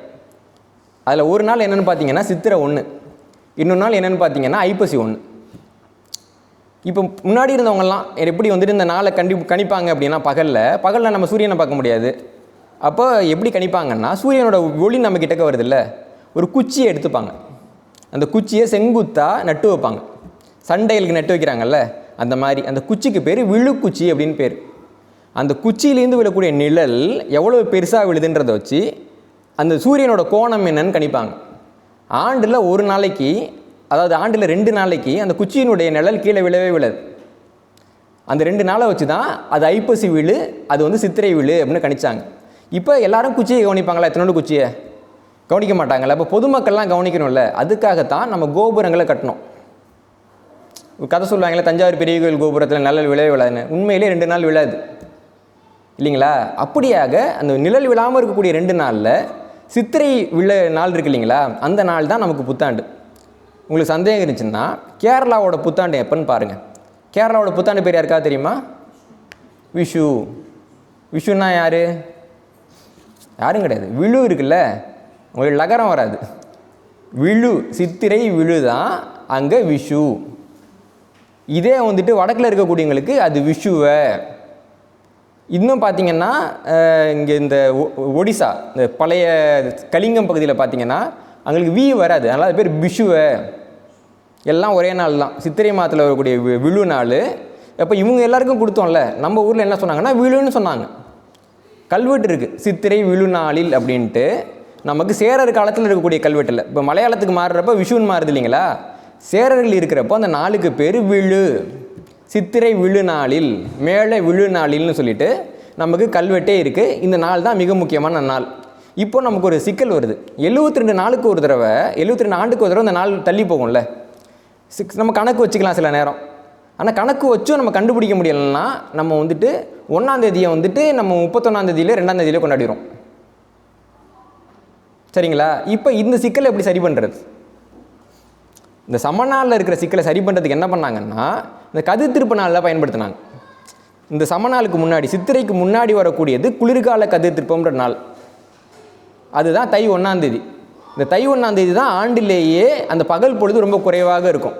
இவங்க என்ன பண்ணுறாங்கன்னா, அந்த தை 1ஆம் தேதி என்னைக்கு வருதுன்னு பார்க்குறாங்க. தை 1ஆம் தேதி சரியாக வரலன்னா என்ன பண்ணுறாங்கன்னா, தை மாதத்தில் ஒரு நாள் கூடுதல் நாள்னு அறிவிக்கிறாங்க. இப்போ பிப்ரவரியில் அறிவிக்கிறாங்களா அந்த மாதிரி. அப்போது தை மாதத்தை ஏன் வந்து நம்ம கொண்டாடணும்னா, சித்திரை மாதம் எப்போ பிறக்குதுன்றதை கண்டுபிடிக்கிறதுக்காக நம்ம தை மாதத்தை கொண்டாடணும். இப்போ என்ன சொல்கிறாங்கன்னா, நீங்கள் எந்த தை மாதத்தை வச்சு சித்திரையை கண்டுபிடிச்சிங்களோ அந்த தை மாதம் உங்களுக்கு முக்கியமான மாதம். எந்த சித்திரையை கண்டுபிடிச்சிங்களோ அந்த மாதம் உங்களுக்கெல்லாம் வேணால் நாங்கள் கொண்டாடிக்கிறோன்னு சொல்கிறாங்க. இதுதான் இருக்கக்கூடிய சிக்கல். இப்போ இந்த கணிதம் வந்து முதல் தடவை கேட்குறதுக்கு புரிஞ்சுக்கிறதுக்கு சிலருக்கு கடினமாக இருக்கலாம். ஏன்னா இது புரிஞ்சுக்கிறதுக்கு எனக்கே கடினமாக தான் இருந்துச்சு. நம்ம உட்காந்துதுக்கு படம்லாம் போட்டு இது இங்கே வருதுன்ற கணக்கு போட்டு தான் நம்ம கண்டுபிடிச்சோம். அதனால் உங்களுக்கு கடினமாக இருக்கலாம். ஆனால் எதிர்காலத்தில் இது இன்னும் எளிமையாக இருக்கும்னு நினைக்கிறேன். ஏன்னா தொடர்ச்சியாக இது ஒரு பேசு பொருளாக மாறுறப்போ அந்த கணிதம் வந்துட்டு எல்லாரும் பேசுவாங்க. இன்னும் எதிர்காலத்தில் வந்துட்டு தமிழர் வானியல்னு ஒரு துறை தொடங்கப்படும்னு நான் ஆழமாக நம்புகிறேன். ஏன்னா தமிழ்நாட்டில் பார்த்தீங்கன்னா இன்றைக்கி நாணயவியலுக்கே துறை கிடையாது. வரக்கூடிய ஏதாவது ஒரு நல்ல ஆட்சியில் தமிழ்நாட்டுக்கு வந்து நாணயவியல் தொடங்குற துறை வந்து தனியாக தொடங்குற மாதிரி தமிழருக்கான அந்த வானியலுக்கும் ஒரு துறை வந்து தொடங்கப்படும்னு நம்புகிறேன். அதற்கான ஒரு முன்முயற்சியாக தான் அந்த நூலை நான் எழுதியிருக்கிறேன். இந்த வானியல் செய்திகள்லாம் பார்த்திங்கன்னா நான் அடுத்த நூலில் தான் வந்து விரிவாக கொடுத்துருக்குறேன். இந்த நூலில் நான் கொடுத்துருக்கிறது என்னென்னா, ஏன்னா நம்ம வானியலை பற்றி எவ்வளோ நேரம் வேணாலும் பேசலாங்க. பேசி முடிச்சோன்னே என்ன சொல்லுவாங்கன்னா, 1921ஆம் ஆண்டில் 500 அறிஞர்கள் ஒன்றாக கூடி சொன்னது என்ன தெரியுமா அப்படின்னு ஆரம்பிச்சிடுவாங்க. இல்லை நித்திரையில் இருக்கும் தமிழான்னு பாவேந்தர் பாரதிதாசன் சொன்னார்னு ஆரம்பிச்சிடுவாங்க. இந்த படம் தெய்வ திருமகன்னு ஒரு படம் விக்ரம் நடிச்சிருப்பாரு. எதை கேட்டிங்கனாலும் பரவாயில்ல, அவலாஞ்சி சாக்லேட் ஃபேக்ட்ரியும் பேர். அந்த மாதிரி தமிழ்நாட்டில் கொஞ்சம் பேர் வச்சுருக்கிறாங்க. இப்போது அவங்களுக்கெல்லாம் நம்ம சொல்ல வேண்டிய முதலாவது செய்தி என்னென்னா, தை மாதத்தில் புத்தாண்டு பிறக்கணும்னு தமிழர்கள் யாரும் முன்மொழியலை. இவங்க சொல்கிறாங்க இல்லைங்களா, 1921ஆவது ஆண்டில் தை மாதம் புத்தாண்டுன்னு ஒரு அறிஞர் கூட்டம் நடந்ததுன்ட்டு. அந்த அறிஞர் கூட்டம் எந்த நாளில் நடந்ததுன்னு இன்றைக்கி வரைக்கும் சொல்ல மாட்டேன்றாங்க. ஒரு கூட்டம் நடந்ததுன்னா ஏதாவது ஒரு நாளில் நடந்திருக்கணும்ல, சொல்ல மாட்டேன்றாங்க. ஒரு அறிஞர் கூட்டத்தில் 500 பேர் பங்கேற்றாங்கன்னா அந்த 500 பேரும் வேறு அவரோட புத்தகத்தில் அதை பற்றி எழுதியிருக்கணும்ல. மறைமலை அடிகள் ஒரு பெரிய எழுத்தாளர் இல்லைங்களா, அவர் தான் அந்த கூட்டத்துக்கு தலைமை தாங்கினாங்கன்னு சொல்கிறாங்க. ஆனால் அவர் நூலில் அவர் அதை பற்றி எதுவுமே எழுதலை. அது கலந்துக்கிட்டவங்கன்னு சொல்லப்பட்ட 500 பேரும் அதை பற்றி எதுவுமே எழுதலை. அதுக்கு அடுத்ததாக வந்து பார்த்திங்கன்னா ஜெயலலிதா அவர்களே 2012ஆம் ஆண்டில் தமிழ்நாடு சட்டமன்றத்தில் பேசுகிறப்ப என்ன சொன்னாங்கன்னா, இந்த 500 தமிழர்கள் ஒன்றாக கூடி இதை சொன்னாங்கன்றதுக்கு சான்று இல்லைன்னு சொன்னாங்க. 2012 சொன்னாங்க. அப்போ அடுத்த ஆண்டு கலைஞர் கருணாநிதி வீராவேசமாக ஒரு அறிக்கை விட்டார். அந்த அறிக்கையில் என்ன சொன்னார்னா, ஆண்டா முக்கியம், என்ன சொன்னாங்கன்றதான் முக்கியம் கொடுத்துருக்கேன். அதோட பின்னிணைப்பில் கொடுத்துருக்கேன். அவர் பேச்சை முழுமையாக கொடுத்துருக்குறேன். அப்போது 21 தான் நடந்ததுன்னா 21 நடந்ததுன்னு திருப்பி சொல்லணும்ல. 2012க்கு பிறகு கருணாநிதி அவர்களே திருப்பி அதை சொல்லலை. அது எந்த ஆண்டா வேணாலும் இருக்கலாம். 1935 கூட ஒரு கூட்டம் நடந்ததுன்னாரு. இந்த 35 நடந்த கூட்டத்தையும் நான் எடுத்து பார்த்தேன். அந்த கூட்டத்திலையும் அந்த மாதிரி எதுவும் சொல்லப்படவில்லை. அதே மாதிரி இன்னொரு இடத்துல பார்த்தீங்கன்னா 37 செப்டம்பரில் ஒரு கூட்டம் நடந்தது, அங்கே தான் சொன்னாங்கன்னாங்க, அங்கே சொல்லலை. 37 டிசம்பரில் ஒரு கூட்டம் நடந்ததுன்றாங்க, அங்கே தான் சொன்னாங்கன்னாங்க, அங்கேயும் சொல்லலை. 39 ஒரு கூட்டம் நாங்கள் அதுலேயும் பார்த்தா அதுலேயும் இல்லை. 1971 அறிஞர்லாம் ஒன்றாக கூடி எங்கிட்ட ஒரு மனு கொடுத்தாங்க, அதை பார்த்துட்டு தான் நான் வந்து சித்திரையை புத்தாண்டாக மாற்றினேன் அப்படின்னு கலைஞர் கருணாநிதி சொல்லியிருக்கிறார். நான் ஆண்டு எடுத்து பார்த்தேன். கலைஞர் கருணாநிதி 1968 ஆண்டில் பிளவங்கன்னு ஆண்டு பிறக்கிறப்போ வானொலியில் ஒரு கவிதை வாசிக்கிறார். அதிலே சொல்கிறாரு, பிளவங்கன்ற சித்திரையில் பிறக்கிற ஆண்டு பகுத்தறிக்கு ஒவ்வாதது, தையில் தான் ஆண்டு பிறக்கும்ன்ட்டு. 1969 ஆண்டுலேயே அவர் வந்துட்டு இந்த புத்தாண்டை மாற்றுறதுக்கான வேலைகளை ஆரம்பித்து 1970 தை தான் புத்தாண்டுன்னு அவர் அரசாணை வெளியிடுறார். இந்த அறிஞர்கள்லாம் சொன்னாங்க இல்லைங்களா, அது 71 அறிஞர்கள் சொன்னதுனால 70 மாற்றிருக்காருங்க ஒருத்தர். இந்த மாதிரி அற்புதங்கள்லாம் தமிழ்நாட்டில் மட்டும்தான் நடக்கும் இல்லைங்களா. அதனால் கலைஞர் கருணாநிதி கிட்ட கால இயந்திரம் ஏதோ இருந்திருக்கு போல இருக்குது. 24 அப்புறம் அடுத்த பாட்டில் அதான் எடுக்க போகிறாங்கன்னு நினைக்கிறேன். இப்படி வாயை திறந்தா பொய், முழுக்க ஒரு பொய். இந்த பொய்க்கெல்லாம் நம்ம வந்து அடிநாதமாக புரிஞ்சுக்க வேண்டிய ஒரு செய்தி என்னென்னா, இன்றைக்கி உலகத்தில் வந்துட்டு பல்வேறு நாடுகளில் வந்து நாட்காட்டி வந்து வானியல் படி இல்லை. ஆனால் ஒரு காலகட்டத்தில், அதாவது நான் சொல்லக்கூடிய ஒரு 2000க்கு முன்னான காலகட்டத்தில் உலகம் முழுக்க வானியல் நாட்காட்டி தான் இருந்துச்சு. அப்போ தமிழ்நாட்டுக்கும் சரி கிரேக்கத்துக்கும் சரி ஒரு வானியல் உறவு இருந்துச்சு. தமிழ்நாட்டு நாட்காட்டியை பார்த்து கிரேக்கர்கள் திருத்தம் பண்ணாங்க, கிரேக்க நாட்காட்டியை பார்த்து தமிழர்கள் திருத்தம் பண்ணாங்க. அப்போ என்னாச்சுன்னா, அந்த மாதங்களுடைய பெயர்களெல்லாம் ஒரு ஒற்றுமை இருந்துச்சு. உதாரணத்துக்கு இப்போ நம்ம மாதங்கள் பேர் பார்க்குறோம். அக்டோபருங்கிறது இப்போ எத்தனையாவது மாதம்? 10. நவம்பருங்கிறது 9வது மாதம், இது 11ஆம் மாதம். டிசம்பருங்கிறது 12. இப்போ வந்துட்டு தமிழில் அட்டமி அப்படின்னா எத்தனாவது நாள்? நவம்பி, தசமி, 10. இப்படி வந்து மாதத்துக்கு ஆங்கில மாதத்தோட பேர் ஒரே மாதிரி இருக்கு, ஆனால் வேறு இடத்துல வருது இல்லை. என்னென்னு எடுத்து பார்த்தா, ஒரு காலகட்டத்தில் அக்டோபருங்கிறது 8வது மாதம், நவம்பருங்கிறது 9வது மாதம், டிசம்பருங்கிறது 10வது மாதம். ரோமானியர்கள் காலகட்டத்தில் இதுதான் மாதத்தோட பேர். அப்போ என்னென்னா ஜனவரி பிப்ரவரின்னு 2 மாதம் இல்லை, ஏன்னா அது இன்னும் குளிர்காலம். அப்போ ரோமானியர்கள் என்ன பண்ணாங்க அப்படின்னா, அது 2க்கும் பேரே வைக்கலை. அப்போ எப்படி சொல்லுவாங்க அப்படின்னு பார்த்தீங்கன்னா, மார்ச்சுக்கு முந்தைய 25வது நாள்னு சொல்லுவாங்க. இப்படி தான் சொல்லிட்டு இருந்தாங்க. இயேசு பிறந்த நாள் கூட அவங்க குறிப்பு அப்படி தான் குறிப்பிடுறாங்க. அந்த மாதத்துக்கு பேரே கிடையாது, பேரே இல்லை. அப்படி இருக்கிறப்போ பின்னாடி என்ன நடக்குதுன்னா, இயேசு வந்துட்டு கேப்ரிகானில் பிறக்கிறாரு. கேப்ரிகான்கிறது இப்போ ஜனவரிக்கு இணையான ஒரு காலகட்டம். இப்போ இயேசு பிறந்துக்கிறாருன்ற அந்த நம்பிக்கையில் என்ன பண்ணுறாங்கன்னா, அந்த மாதத்துக்கு வந்துட்டு ஜனவரி பிப்ரவரின்ற பெயர்கள்லாம் கொண்டு வந்து அதை ஆண்டோட முதல் மாதமாக மாற்றுறாங்க. ஒரு நாட்காட்டியை திருத்திட்டு அந்த திருத்தப்பட்ட நாட்காட்டி அமெண்ட்மெண்ட் ஆனது வந்துட்டு ஜனவரி 1. அந்த நாட்காட்டியின் படி வந்துட்டு புத்தாண்டு பார்த்திங்கன்னா மார்ச் ஏப்ரலில் தான் வரும். வரல, இவங்க ஜனவரிக்கு மாற்றுறாங்க. மாற்றிட்டு அந்த பொதுமக்கள்லேயும் கொஞ்சம் பேருக்கு வானியல் அறிவு இருக்கும் இல்லைங்களா, அவங்க ஏப்ரலில் புத்தாண்டு கொண்டாடுறாங்க. இவங்க என்ன பண்ணுறாங்கன்னா, ஏப்ரலில் எவனும் புத்தாண்டு கொண்டாடக்கூடாதுன்றதுக்காக ஏப்ரல் 1ஆம் தேதி முட்டாள்கள் தினம் கொண்டாடுறாங்க. முட்டாள்கள் தினம் கொண்டாடுறாங்க. நீ வந்து வானியல் படி நீ புத்தாண்டு கொண்டாடுறியா, நீ எல்லாம் முட்டாள். இன்றைக்கி நம்ம எல்லாம் என்ன பண்ணுறோன்னா, ஜனவரி 1ஆம் தேதி முட்டாள் தினம் கொண்டாடிட்டு இருக்கோம். ஏன்னா ஒரு ஆண்டு பிறக்கிறதுனா வந்து பார்த்திங்கன்னா, அங்கே இளவேனில்னு ஒரு பத்திரிக்கை வச்சுருக்காங்க இல்லைங்களா, இளவேனில் காலம் பிறக்கிறது தான் ஆண்டு. நம்ம வந்து ரொம்ப ஒரு பனியாக குளிரில் இருக்கிறோம், எப்படா சூரிய வெளிச்சம் வரும்னு நம்ம காத்துக்கிட்டு இருப்போம் இல்லைங்களா. அப்போ சூரிய வெளிச்சம் வந்தோன்னா நம்ம என்ன பண்ணுவோம், கொண்டாட ஆரம்பிச்சிடும். அதுதான் புத்தாண்டு. எல்லா நாடுகள்லையும் அதான் புத்தாண்டு. நீங்கள் பார்த்தீங்கன்னா ரோமானியர்கள் வந்து 2 மாதத்துக்கு பேரே வைக்கல, 60 நாளுக்கு வந்து அந்த கருமத்துக்கு எதுக்கு பேர் வச்சுக்கிட்டுன்னு விட்டானுங்க. இன்றைக்கி அந்த கருமத்தில் ஒன்று தான் ஆண்டோட முதல் மாதம், இன்னொன்று வந்துட்டு ஆண்டோட 2வது மாதம். உங்களுக்கு சிக்கல் புரியுது இல்லைங்களா. அப்போது இப்போ இருக்கிற நாட்காட்டிகள் எதுவுமே வானியல் படியான நாட்காட்டிகள் கிடையாது. நாட்காட்டியை உருவாக்குறாங்க, புது நாட்காட்டியை ரோமானியர்கள் உருவாக்குறாங்க.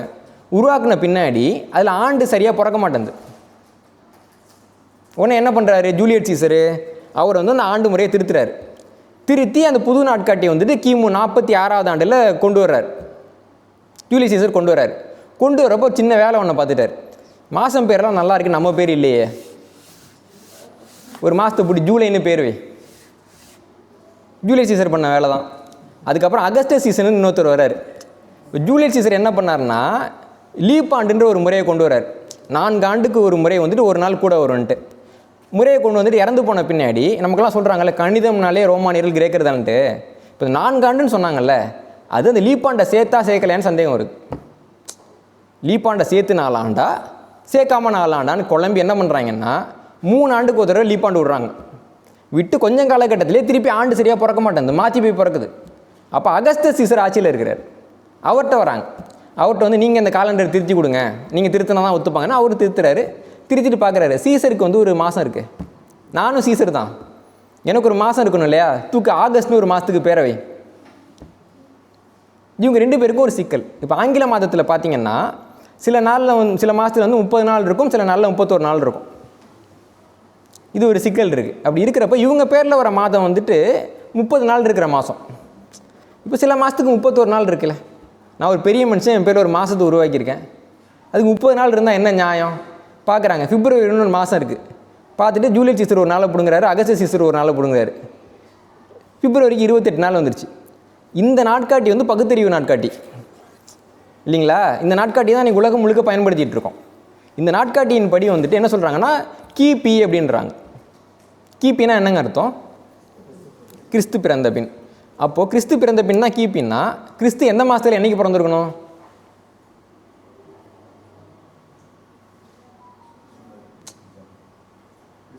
ஜனவரி 1 தானேங்க பிறக்கணும். ஆண்டு பேர் கிபி தானே. அவர் எப்படி டிசம்பர் 25 பிறந்தார்? பரவாயில்லைங்க. இயேசு எந்த வருஷம் பிறந்தாருங்க?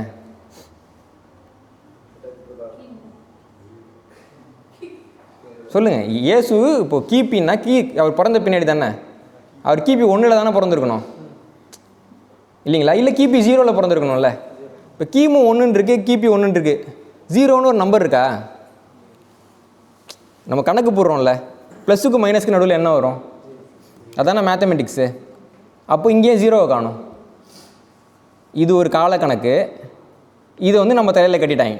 இப்போ ஐரோப்பிய நாடுகள்லேயே பார்த்தீங்கன்னா அதை வந்து கிபின்னு சொல்ல மாட்டேன்றாங்க, காமன் எரான்றாங்க. பொது ஆண்டுன்னா எல்லா முட்டா பையிலையும் ஏற்றுக்கிட்டானுங்க. அதனால் அந்த ஆண்டு பொதுவாகிட்டு இந்த கருமத்தை மாற்ற முடியலை, அதனால் இந்த பொது ஆண்டு இல்லைங்களா? அந்த ஆண்டு தான் இன்றைக்கி வந்து உலகம் முழுக்க இருக்குது. ஆனால் நம்ம சொல்லக்கூடிய ஆண்டு பொது ஆண்டுன்னு கிடையாது.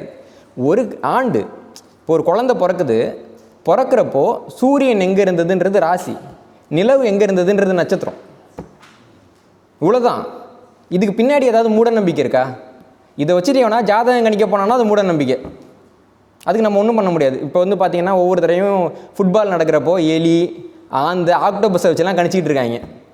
அதை நம்ம ஒன்றுமே பண்ண முடியாது. ஆனால் அதற்காக இந்த முறையை எப்படி நம்ம குறை சொல்கிறது? ஒரு வானியல் ரீதியான முறை. வானத்தில் இருக்கக்கூடிய நட்சத்திரங்களை பார்த்து, கோள்களை பார்த்து, சுழற்சியை பார்த்து தமிழர்கள் கண்டுபிடித்த முறை தான் தமிழருடைய வானியல்ங்கிற ஒரு முறை. இந்த முறை தமிழ்நாட்டுக்கு மட்டும் கிடையாது, இந்த கிரேக்கர்களுக்கும் ரோமானியர்களுக்கும் இந்த முறை தான் ஆதாரம். உலகம் முழுக்க இருக்கக்கூடிய மக்களுக்கான வானியலை சொல்லிக் கொடுத்த இனம்ங்கிற ஒரு பெருமை தமிழ்நாட்டுக்கு கிடைக்கிறதுக்கான நிறைய வாய்ப்புகள் வந்து நம்முடைய காலக்கணிதத்தில் இருக்குது. ஆனால் இவ்வளவையும் கண்டுபிடிச்சிட்டு நாமே தையில் வந்து புத்தாண்டை கொண்டாடணுன்னா இதை நாமளே தாரை வார்த்தவர்களாக ஆகிவிடுவோம். அதனால் நண்பர்களே, புத்தாண்டு அப்படின்னா அது வானியல் ரீதியாக சான்றுகளின்படி உண்மையாகவே தமிழறிஞர்கள் சொன்னபடி சித்திரை 1 தான். இதையும் தாண்டி யாராவது புத்தாண்டு கொண்டாடணும் அப்படின்னு விரும்பினாங்கன்னா தையில் கொண்டாடிக்கிட்டோம். கொண்டாடுறவங்க அன்றைக்கி வந்து கருணாநிதி சொன்ன வழியில் கொண்டாடுறோம், அல்லது அறிஞர் அண்ணா அவர்கள் சொன்ன வழியில் கொண்டாடுறோம், அல்லது ஈவே ராமசாமி அவர்கள் சொன்ன வழியில் கொண்டாடுறோம், அல்லது எதுக்கு நீங்கள் வந்து சித்திரையில் கொண்டாடுறீங்க, தையில் கொண்டாடுங்கன்னு சொன்னாங்களே மதுரை நாயக்கர், அவங்க வழியில் கொண்டாடுறோன்னு சொல்லலாம். அதற்கு மாறாக ஒவ்வொரு வருஷமும் பாரதிதாசன் சொன்னார் தெரியுமா, மறைமலையடிகள் சொன்னார் தெரியுமா அப்படின்னு சொல்லக்கூடாது இல்லைங்களா? ஏன்னா அவங்களாம் பாவம், அவங்களாம் தமிழறிஞர்கள், அவங்க பேரை வந்துட்டு முறைகேடாக பயன்படுத்தக்கூடாது.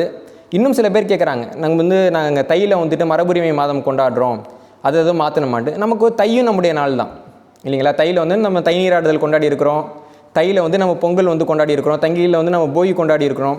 இன்னும் சொல்லணும்னா இந்த தை பொங்கலை வந்துட்டு தமிழர் திருநாள்னு அறிவித்தது தமிழறிஞர்கள் தான். அவங்க அறிவித்தப்போ திராவிடர் கழகத்தினர் வந்து நீ தமிழர் திருநாள்னு கொண்டாடக்கூடாது, திராவிடர் திருநாள்னு கொண்டாடுன்னு பிரச்சாரம் பண்ணாங்க. இன்றைக்கு வரைக்கும் பார்த்திங்கன்னா தமிழ்நாடு முழுக்க தமிழர் திருநாள் கொண்டாடுறப்போ ஒரே ஒரு திடலில் ஒரு 4-5 பேர் ஒன்றா சேர்ந்து திராவிடர் திருநாள் ஒவ்வொரு வருஷமும் கொண்டாடிட்டு இருக்காங்க. அப்போ அவங்கெல்லாம் வயிறு எறியணுங்கிறதுக்காகவது நம்ம தையில் தமிழர் திருநாள் கொண்டாடலாம், தப்பு கிடையாது. ஆனால் அதற்காக அந்த தமிழர் திருநாளை நம்ம புத்தாண்டுன்னு சொல்லக்கூடாது. புத்தாண்டு என்பது வானியலை அடிப்படையாக கொண்டது. வானியலை வந்து நம்ம யாருமே மாற்ற முடியாது இல்லைங்களா? வானியல் இப்படி இருக்குன்னா அது அவ்வளோதான். வானியலுக்கு பிறகு தான் நாம் தோன்றணும். நம்ம விருப்பத்துக்கு வந்து நம்ம உலகத்தில் மாற்ற முடியாததில் ஒன்று வானியல். நான் எல்லா மேடைகளையும் சொல்லக்கூடியது தான். இந்த இங்கிலாந்துன்னு ஒரு நாடு இருக்குது, அங்கே வந்து டெசிமல் சிஸ்டம் 1972 கொண்டு வந்தாங்க. அதுக்கு முன்னாடி பென்ஸு அது இது அவுன்ஸ் எல்லாம் இருந்தது. இப்போ பார்த்தீங்கன்னா 100 சென்ட் இருக்கிறது ஒரு பவுண்டுன்னு கொண்டு வந்துட்டாங்க. இந்தியாவில் பார்த்தீங்கன்னா ஒரு காலகட்டத்தில் பைசா, நயா பைசா, அனாலாம் இருந்துச்சு. 12 அணா அப்படிலாம் இருக்கும். இப்போ திட்டுறாங்கல்ல 16 அணா ₹1, 8 அணாக்கு பெற மாட்டேன்னு திட்டுறாங்கல்ல, 8 அணானா 50 காசு, 4 அணானா ₹1, 16 அணானா ₹1. வெள்ளைக்காரங்க காலம் வரைக்கும் இதான் முறை. நம்ம சுதந்திரத்துக்கு அப்புறம் என்ன பண்ணோம், பைசாவுக்கு மாறிட்டோம். ஆனால் காலத்தை நம்ம அந்த மாதிரி மாற்ற முடியுமா? 100 நிமிஷம் இருக்கிறது 1 மணி நேரம் மாற்று முடியாது. ஏன்னா காலத்தை நம்ம ஒன்றுமே மாற்ற முடியாது. அதனால தான் அது காலம். இது நம்ம எல்லாரையும் விட வலிமையானது காலம். நம்ம வாழ்க்கையில் எல்லாரும் ஏதாவது ஒரு கட்டத்தில் ஒத்துப்போம், எல்லாம் நான் பண்ண நேரம் சரியில்லை அப்படிம்போம். நேரம் சரியில்லைன்னா எதுவுமே சரியில்லை இல்லைங்களா? அப்போ நேரம் என்பது நம்மளுடைய ஆற்றலை தாண்டியது. அப்போ தமிழர்கள் வந்து என்ன பண்ணாங்கன்னா எதையும் கட்டுப்படுத்த பார்க்கல, புரிஞ்சிக்க பார்த்தாங்க. இது இப்படி இருக்கா, அதை நான் வந்துட்டு புரிஞ்சிக்கிறேன், அது இப்படி இயங்குதுன்னு புரிஞ்சிக்கிறேன்னு தான் நம்முடைய காலக்கணிதம்ங்கிறது உருவாக்கப்பட்டது. அதற்கு மாறாக நான் ஒரு போப்பாண்டவருங்க, நான் கொஞ்சம் மாற்றிக்கிறேன், நான் ஒரு சீசருங்க, நான் கொஞ்சம் மாற்றிக்கிறேன், நான் முதலமைச்சருங்க, நான் கொஞ்சம் மாற்றிக்கிறேன் அப்படின்னு சொன்னால் அதெல்லாம் சரி கிடையாது. இதன் மூலமாக நமக்கு எந்த நல்லதும் நடக்க போகிறது இல்லை. அதனால் இந்த தமிழர் காலக்கணிதத்தினுடைய வரலாறு கருதியும் இதனுடைய அருமை கருதியும் இது தொடர்பான நிகழ்வுகளை வந்துட்டு உலகெங்கும் இருக்கக்கூடிய தமிழ்ச்சங்கங்கள் தொடர்ச்சியாக மேற்கொள்ளணும்னு நான் கேட்டுக்கிறேன். அது போக இது சார்ந்த துறைகளில் உங்கள் குழந்தைங்களை கொண்டு போங்க. இப்போ உங்கள் குழந்தைங்களுக்கு வந்துட்டு இப்போ நல்லா கணிதம்லாம் தெரியுதுன்னு வச்சுக்கோங்களேன். இப்போ வேதிக் மேக்ஸ்னு அவ்வளோ பேப்பர் இருக்குது, வேதிக் மேக்ஸ்ன்னு சொல்லி புத்தகம்லாம் இருக்குது. ஆனால் நான் தேடி பார்க்குறேன், தமிழ்நாட்டுடைய சங்ககால கணிதம்னு ஒரு புத்தகம் இல்லை. அப்போ அதே மாதிரி வந்து பார்த்திங்கன்னா அவங்களோட சொல்லக்கூடிய அந்த யுகம்ன்றது வேறு, ஆரியர்கள் சொல்லக்கூடிய யுகம்ங்கிறது வேறு, நம்ம சொல்லக்கூடிய யுகம்ன்றது வேறு. ஆரியர்கள் சொல்லக்கூடிய யுகத்துக்கு நிறைய புத்தகம் இருக்குது. தமிழர்கள் சொல்லக்கூடிய யுகம் பற்றி இது வரைக்கும் ஒழுங்காக ஒரு புத்தகம் வந்தது கிடையாது. அப்போது 5127 ஆண்டு பழமையான ஒரு காலண்டர் நம்மக்கிட்ட இருக்குன்னா அதை பற்றி யார் பெருமையாக பேசணும்? இவங்க எல்லாரும் வந்து அதிகபட்சமாக கிரீக்குக்கு மேலே பேச முடியாது. ஒயிட் யாராக இருந்தாங்கன்னாலும் அதிகபட்சமாக வந்துட்டு ரோமனை பற்றி பேசுவாங்க, அப்புறம் கிரீக்குக்கு போவாங்க. கிரீக்குக்கு மேலே உங்களுக்கு வரலாறு கிடையாது. கிரீக்குக்கு முன்னாடி இருந்த மினோவன்னு ஒரு நாகரிகம் இருந்துச்சு. யார் யாருக்காக வந்துட்டு பார்க்க முடியுமோ மினோவன் நாகரிகம்னு போட்டு பாருங்கள். நம்ம ஊரில் வந்துட்டு பெண்கள் வந்துட்டு பாவாடை தாவணி கட்டியிருப்பாங்கல்ல, அதே மாதிரி கட்டிட்டு அந்த மினோவன் நாகரிகத்தில் பெண்கள் இருப்பாங்க. ஐயா ஒரிசா பாலூர்லேருந்து மினோவன் நாகரிகத்தில் மீனவன் நாகரிகம்னே கூட ஒரு மேடையில் சொன்னார். எனக்கு அது உடன்பாடான கருத்து தான். இந்த மினோவன் நாகரிகத்தில் இருந்து தான் கிரேக்க நாகரிகம்ன்ற ஒன்றே வருது. இன்னும் நிறைய விஷயங்கள் நமக்கு தொடர்பு இருக்குது. ஆனால் இதெல்லாம் பேச வேண்டிய நாம் இதை பற்றி பேசுகிறது இல்லை. அப்போ என்ன ஆகுதுன்னா, நாம் வந்து ஒருத்தவங்களுக்கு ஒரு 10,000 ரூபாய் கடன் கொடுத்துருக்கோம், நம்ம திருப்பியே கேட்கல. அப்போ அவனை ஏமாற்றிட்டான்னு நம்ம சொல்ல முடியுமா? நாமளே ஏமாற்றிக்கிட்டோம் இல்லைங்களா? அப்போ இந்த உலகளாவிய தொடர்புங்கிறத நம்ம நிறையா பேசணும். ஒரு காலகட்டத்தில் கொரியாவுக்கும் இந்தியாவுக்கும் வணிக தொடர்புன்றது ரொம்ப குறைச்சல். பின்னாடி வந்து கொரியாவை சேர்ந்த ஒரு ராணி வந்து இந்தியாவிலேருந்து வந்தாங்கன்ற செய்தி போன பின்னாடி இப்போ வந்துட்டு அந்த நிறைய அதிகரிச்சிருக்குதா. வெளிநாட்டுக்கு ஒரு விஷயம் கொடுக்கணும்னா கொரியாக்காரங்க வந்து பரவாயில்ல நம்ம இந்தியாவுக்கு கொடுப்போம், நமக்கும் அவங்களுக்கு தொடர்பு இருக்குல்ல அப்படின்னு யோசிக்கிறாங்க இல்லைங்களா? அப்போ இந்த மன ரீதியான தொடர்பு, இந்த நெருக்கம்ங்கிறது ரொம்ப முக்கியம். ஜப்பான் மொழி ஆய்வு செய்யக்கூடிய சில ஆய்வாளர்களை பார்த்தப்போ அவங்க சொன்னாங்க, நீங்கள் தமிழ்நாட்டில் வந்துட்டு எப்படி தைப்பொங்கல் கொண்டாடுறீங்களோ அதே மாதிரி ஜப்பானில் கொண்டாடுறாங்கங்க. நம்ம இங்கே பொங்கல் கொண்டாடுறீங்களா, ஒரு ஜப்பானியரை கூப்பிட்டு கொண்டாடக்கூடாது. நமக்கு வந்துட்டு அந்த பரவலாக்கம்ங்கிறதுனுடைய அருமை தெரியலை இல்லைங்களா? அப்போது தமிழ் சமூகம்ங்கிறது இன்றைக்கும் சரி, நேற்றைக்கும் சரி, என்னைக்கும் சரி ஒரு உலகளாவிய சமூகம். உலகம் முழுக்க நம்மளுடைய கொடி பறந்துருக்குது. இப்போ நீங்கள் எகிப்துக்கு போய் பிரமிட் ஆய்வு பண்ணிங்கனாலும் எவனாவது ஒரு தமிழை எங்கேயாவது எழுதியிருப்பான். ஏன்னா எழுத்தறிவு பெற்ற ஒரு சமூகம். நம்முடைய அடையாளத்தை நம்ம ஒவ்வொரு இடத்துலையும் விட்டுட்டு வந்திருக்கிறோம். ஒவ்வொரு இடத்துலையும் அந்த அடையாளங்கள் அப்படியே இருக்குது. இப்போ ஒரு கொரியா நாட்டுக்கு ஒரு தமிழ் பொண்ணு ராணியாக போகிறா, போயிட்டு அவங்க குழந்தைக்கு என்ன சொல்கிறாங்கன்னா, இது உங்கள் அப்பான்னு கூப்பிடு, இது என்ன அம்மானு கூப்பிடுன்னு சொல்கிறான். இன்றைக்கும் கொரியாவில் குழந்தைங்க அம்மா அப்பான்னு தான் கூப்பிட்றாங்க. கொஞ்சம் அப்பான்றதை ஒப்பா அப்படிம்பாங்க, அம்மா ஒம்மாம்பாங்க, கொஞ்சம் உச்சரிப்பு மாறுமே தவிர இன்னமும் அந்த அம்மா அப்பா தான். அதே மாதிரி வந்துட்டு மாமனாரை சொல்கிறப்பையும் அவங்க வந்துட்டு அம்மா அப்பான்னு தான் கூப்பிட்றாங்க.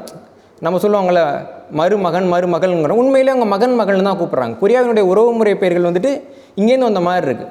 அதே மாதிரி பார்த்திங்கன்னா தமிழ்நாட்டில் இந்த இரும்பு நாகரிகம் தொடர்பான சில பகுதிகளை நான் எடுத்து பார்க்குறப்போ இப்போ இருக்கிற துருக்கி பகுதியிலையும் இதே மாதிரி உறவுமுறை பெயர்கள் இருக்குது. அம்மா அப்பான்ற உறவுமுறை பெயர்கள் வந்துட்டு அன்னை அத்தன்னு இருக்காங்க. அத்தன்னு ஒரு சொல் நீங்கள் கேள்விப்பட்டிருக்கீங்களா?